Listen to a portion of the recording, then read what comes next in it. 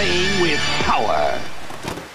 2 years ago, I reviewed Hori's SplitPad Pro and absolutely fell in love. From the moment I got my hands on the SplitPad Pro, I started wondering, why was Nintendo not experimenting with this type of controller for handheld mode on the Nintendo Switch?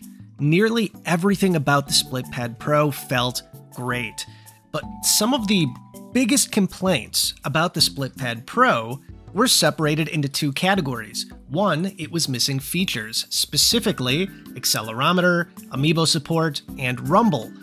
The other set of complaints were about the size. Some people thought they were extremely bulky, and more importantly, for a handheld system, very difficult to transport.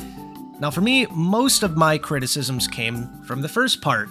I thought the missing features, especially the accelerometer, held the controller back. So I was extremely excited when I heard that Hori was reinventing the SplitPad Pro with the brand new SplitPad Fit.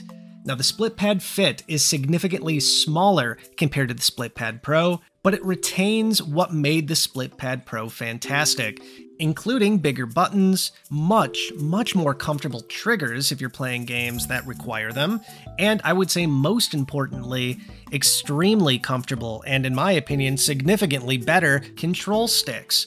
It's extremely difficult to tell you just how much better these feel compared to generic Joy-Con without you getting your hands on them first, but take my word for it, the best you can. The feel of these controllers compared to generic Joy-Con is vastly superior in most games. But before we go into any of the testing that I've done on this controller, I want to address probably the most disappointing aspect of these controllers, and that is what it does not change.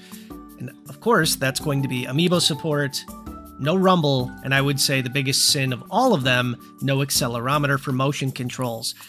If this had an accelerometer built in and scrapped everything else, this would be the go-to controller for me to use for every single game. It's the biggest omission, and if Hori would include it, I firmly believe this would be the definitive way to play in handheld mode. So now that you know what these controllers are lacking, let me tell you what they're not. Because just because it doesn't have those things doesn't mean it's not still a fantastic way to play in handheld mode. In fact, I would say for most games that don't need some sort of accelerometer, it's fantastic. It's still my favorite way to play in handheld mode just because of the comfort.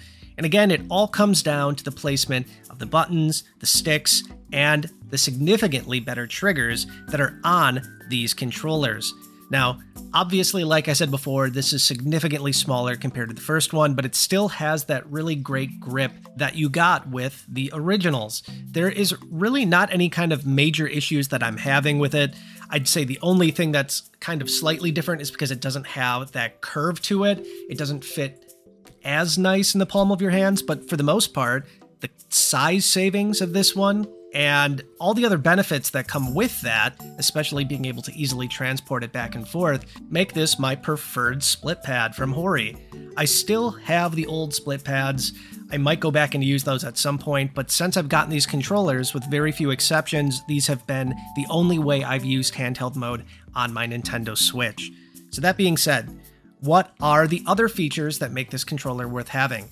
There are some programmable buttons on this as well, including one that's right on the back of the controller that makes it extremely easy to set up things like turbo, or you can just remap a button to that extra button that's on the back. So if it's more comfortable for you just to have something on the back of the controller instead of using one of the face buttons, this is definitely for you. I've actually used that button for games like Hyrule Warriors Age of Calamity, and it's worked fantastic. In fact, it was more comfortable than moving my fingers back and forth across the triggers and onto the standard buttons on the front. So that's a really neat feature too. But again, I think the biggest thing that you have going for you with these controllers is the comfort. But again, it looks fantastic. And I think that the size difference between this and the original split pad is going to change a lot of people's minds. It looks a lot more like a Joy-Con, except it has significantly more space to work with. So my closing thoughts on these would be, if you were a fan of the original split pad Pros and those have worked fine for you, you've had no issues, you're not too worried about transporting them back and forth, there's really not a lot of reason to upgrade to the split pad Fit.